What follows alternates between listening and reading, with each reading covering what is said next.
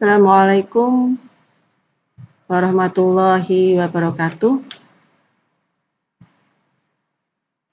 Selamat pagi anak-anakku sekalian. Gimana kabar kalian? Baik-baik kan ya? Semoga kita semua yang hadir di sini senantiasa selalu diberi kesehatan sehingga kalian semua dapat mengikuti masa pengenalan lingkungan sekolah atau MPLS di SMP Negeri 2 Taman. Amin. Sebelumnya saya mengucapkan terima kasih pada kalian semuanya dan selamat kepada kalian semua yang telah diterima di SMP Negeri 2 Taman, sekolah tercinta kita ini. Kalian telah menjadi bagian dari keluarga besar SMP Negeri 2 Taman. Harapan dari kita semuanya agar kelak kalian menjadi peserta didik yang baik, berdisiplin tinggi, berakhlak mulia, dan berprestasi. Anak-anakku sekalian, kalian belum kenal saya bukan? Nah, pada kesempatan ini saya akan memperkenalkan diri saya.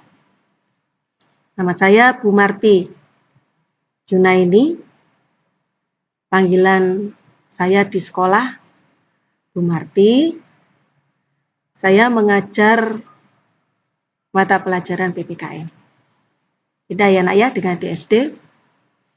Kalau di SD satu guru mengajar semua mata pelajaran. Sedangkan di SMP setiap guru memegang mata pelajaran yang berbeda antara mata pelajaran yang satu dengan mata pelajaran yang lainnya. Jadi kalian harus mengenal semua Bapak Ibu guru yang mengajar kalian nantinya di kelas 7. Kalian harus mengenal guru mata pelajaran PPKN. Kalian harus mengenal guru mata pelajaran bahasa Indonesia. Kalian harus mengenal guru mata pelajaran matematika dan seterusnya. Nah, untuk mata pelajaran PPKN di SMP Negeri 2 Taman ini ada 3 guru. Untuk kelas 7, mata pelajaran PPKN diajar oleh Bu Sari Eka. Sedangkan untuk kelas 8, Bapak Rudi Irawan, sedangkan kelas 9 saya sendiri. Ya, sudah cukup perkenalan diri saya, ya. Karena kondisi saat ini ya belum memungkinkan kita untuk bertatap muka secara langsung.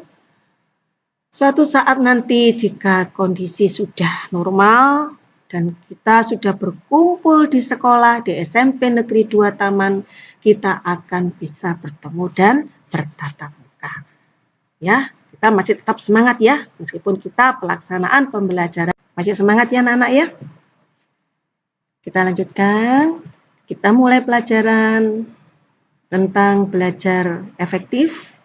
Yang pertama akan kita bahas bersama-sama tentang apa itu belajar efektif, kemudian fungsi belajar efektif, yang ketiga cara melakukan belajar efektif, keempat apa hambatan dalam melaksanakan belajar efektif, dan gimana cara mengatasi hambatan belajar efektif. Yang pertama akan kita bahas ya tentang definisi belajar efektif. Apa sih itu belajar efektif? Ya, anak-anak. Belajar efektif adalah proses belajar mengajar yang berhasil guna dan proses pembelajaran itu mampu memberikan pemahaman, kecerdasan, ketekunan, kesempatan, dan kualitas yang lebih baik serta dapat memberikan perubahan perilaku dan dapat diaplikasikan atau diterapkan dalam kehidupan sehari-hari. Berikutnya, apa sih fungsinya belajar efektif itu? Nah, fungsinya tidak lain adalah untuk meningkatkan kemampuan yang diharapkan sesuai dengan tujuan yang ingin dicapai. Nah, coba kalian perhatikan ya di layar.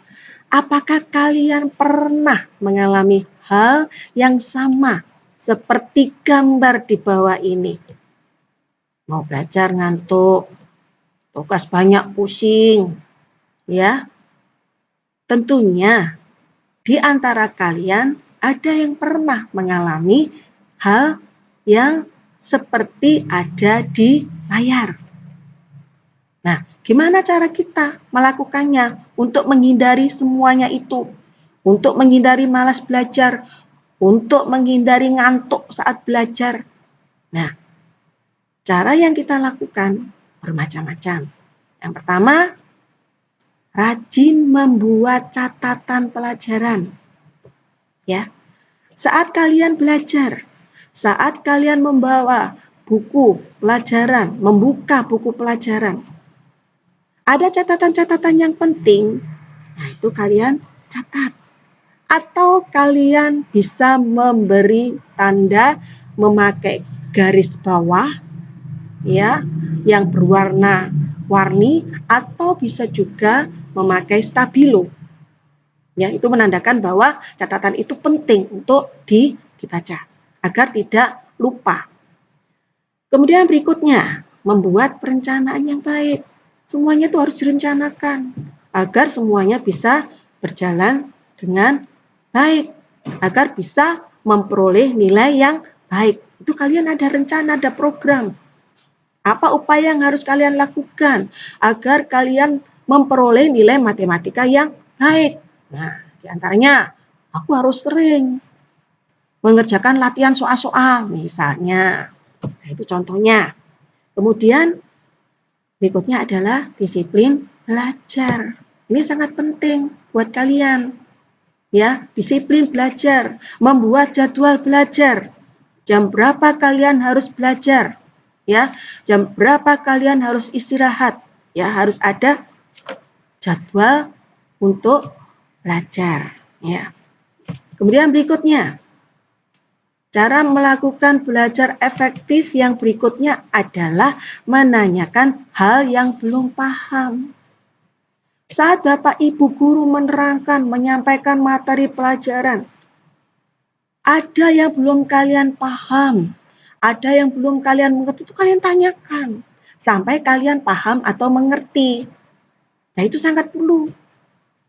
Karena kalau kalian tidak menanyakan, kalian tidak akan paham materi itu. Ya, atau menanyakan kepada teman kalian. Berikutnya, nah, belajar dengan serius dan tekun. Ojo guyonai. Ya, belajar yang tekun. Benar-benar belajar. Jangan guyon dengan temannya. Atau di rumah, jangan guyonai dengan adik. Waktunya belajar ya belajar. Ya, belajar yang serius dan tekun. Berikutnya, rajin mengerjakan tugas dari guru. Agar apa? Tugas itu tidak menumpuk. Tugas yang diberikan oleh guru bukan hanya satu mata pelajaran, tapi semua mata pelajaran. Nah, kalau itu tidak kalian kerjakan, tidak rajin kalian mengerjakan, akhirnya tugas itu akan menumpuk. Kalau sudah menumpuk, kalian akan wegah. Wegah untuk mengerjakan karena tugas itu terlalu banyak. Nah, oleh karena itu setiap kali ada tugas kalian kerjakan. Ya, besok ada tugas lagi kalian kerjakan. besok berikutnya lagi kalian kerjakan. Jadi agar tugas itu tidak terasa berat buat kalian. Kemudian berikutnya, cukup istirahat, makan, dan bermain. Itu jelas ya. Kemudian niat belajar dengan sungguh-sungguh. Belajar itu harus ada niat. Karena tidak ada niat belajar, pikirannya sudah melayang itu kemana-mana. Ya, jadi awalnya harus ada niat. Ya, kemudian belajar kelompok. Belajar kelompok itu penting. Karena apa? Dengan belajar kelompok, kita bisa bertukar informasi, bertukar pengetahuan, ya, dari teman yang satu dengan teman yang lain. Jika ada kesulitan belajar, bisa tanya pada teman lain dalam suatu kelompok. Karena dalam suatu kelompok itu ada yang menonjol di matematika. Nah, bagi anggota kelompok yang lainnya yang kurang paham di matematika, bisa tanya ke teman yang paham matematika. Ada teman yang lainnya yang menonjol misalnya di IPA. Nah, itu kalau kalian ada kesulitan di mata pelajaran IPA, nah itu bisa kalian tanyakan. Nah, kemudian berikutnya, kadang pada saat kita belajar itu ada hambatan.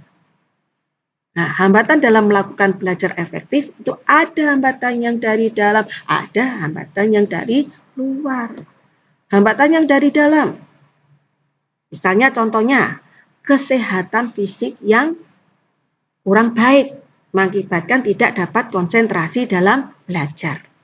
Misalnya penglihatan kabur, pendengaran yang kurang, ya, atau sakit. Itu juga menghambat belajar secara efektif. Intelijensi, ya, kurang atau rendah, kemampuan belajar juga berpengaruh. Kemudian berikutnya, kebiasaan buruk, malas, suka menunda-nunda pekerjaan. Nah, ini menghambat. Jadi, seperti yang sudah Bu Marti jelaskan tadi, kalau ada tugas, langsung kalian kerjakan. Yang sering terjadi, anak-anak biasanya meremehkan pada saat ulangan. Ada pemberitahuan ulangan dari Bapak Ibu guru. Ya, anak, minggu depan ulangan. Kalian pelajari materi ini, bla bla bla. Nah, kalian meremehkan itu. Kalian tidak mau belajar. Pada saat besok menghadapi ulangan, baru kalian belajar. Ngebut semalam belajar, buku ditumpuk 1 meter. Kalian pelajari. Oke lah. Besoknya kalian merasa pusing. Karena apa? Ya karena sudah kalian kebut saat belajarnya semalam. Ya, akhirnya apa? Kalian tidak bisa konsentrasi saat mengerjakan ulangan. Jangan sampai itu terjadi. Nah, kemudian berikutnya, persepsi negatif. Ya, perasaan pesimis, rendah diri, tertekan, takut, cemas, ya. Jadi kalian harus optimis, jangan pesimis. Pada saat kalian mengerjakan ulangan, kalian harus optimis. Saya harus bisa. Saya harus percaya diri. Ya, jadi jangan sampai kalian terpengaruh oleh jawaban dari teman yang lain yang belum tentu jawaban itu benar. Ya, makanya itu kalian harus jauh sebelumnya kalian harus mempersiapkan diri untuk belajar. Belajar itu harus kontinu, nak. Jadi belajar itu misalnya harus setiap hari dijalankan, jangan pada saat ulangan saja. Ya, kontinu setiap hari harus dilakukan. Kemudian berikutnya faktor dari luar. Keadaan luar yang kurang nyaman dan tenang. Ya, misalnya kalau suasana yang gaduh, yang ramai, ya kita tidak bisa belajar dengan tenang. Ya, misalnya di kelas pada saat kita mau belajar, teman-teman yang lainnya di kelas waduh ramai, otomatis kalian tidak bisa belajar. Ya, suasana yang kurang tertib, yang terlalu panas itu pun juga berpengaruh ya terhadap kenyamanan belajar kalian. Sarana prasarana yang kurang memadai pun juga menghambat belajar kalian. Ya, misalnya pada saat guru menerangkan, pada saat pembelajaran berlangsung, kalian lupa tidak membawa ballpoint. Ya, kan? Otomatis kalian tidak bisa belajar. Tidak bisa mencatat hal-hal yang penting yang perlu kalian catat di buku catatan. Pada saat ulangan, kalian tidak membawa kertas ulangan. Nah, itu akan tidak menghambat kalian untuk bisa mengikuti ulangan yang diberikan oleh Bapak Ibu guru. meja tulis pun yang kurang bersih, banyak barang-barang, ya, pun juga akan berpengaruh. Ya, meja tulis yang kotor, kita nggak akan bisa belajar dengan tenang, tidak bisa belajar dengan nyaman. Mata sepet melihatnya. Karena apa? Karena di meja banyak barang-barang yang tidak enak untuk dilihat. Barang yang berserakan, ya. Jangan sampai itu terjadi, ya. Kemudian berikutnya, pengaruh teman yang kurang baik. Bertemanlah dengan teman yang baik, yang memotivasi kalian untuk belajar, ya. Kemudian berikutnya, faktor dari luar apa? Keluarga yang kurang memberikan dorongan. Saya yakin orang tua kalian semuanya pasti memberikan dorongan kalian untuk selalu belajar. Gimana cara mengatasi hambatan dalam melakukan belajar efektif? Di antaranya adalah menjaga kesehatan jasmani. Ya, menjaga imun tubuh kalian. Ya, jangan sampai kalian sakit. Karena kalau kalian sakit, otomatis kalian tidak bisa belajar. Ya, istirahat yang cukup, makan yang cukup. Ya. Kemudian berikutnya, menumbuhkan rasa percaya diri. Seperti yang tadi Bu Marti terangkan. Ya. Kemudian selanjutnya, membangun motivasi diri. Ya, dia ada dorongan dari diri kalian untuk belajar agar memperoleh prestasi atau nilai yang baik. Ya, jika saat ulangan nilai kalian kurang puas buat kalian, maka kalian harus termotivasi untuk lebih giat belajar. Agar apa? Memperoleh nilai yang lebih baik lagi. Ya. Kemudian berikutnya, belajar menjaga emosi. Ya. Nilai ulangan kalian kurang baik. Emosi kalian. Wis aku gini nih, wis nilaiku kurang gini, wis aku wis males enggak mau belajar, itu tidak boleh. Ya.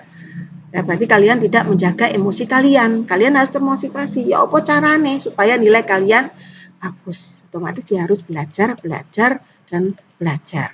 Ya. Kemudian faktor dari luar. Nah, carilah tempat belajar yang tenang dan nyaman. Agar apa? Kalian bisa konsentrasi belajar. Lengkapi sarana dan prasarana belajar sehingga dapat belajar dengan nyaman tanpa ada kekurangan bahan untuk belajar. Rapikan meja belajar, ya, karena dengan meja belajar yang rapi, kalian akan betah, ya, untuk belajar. Dan berikutnya, bertemanlah dengan teman yang suka belajar.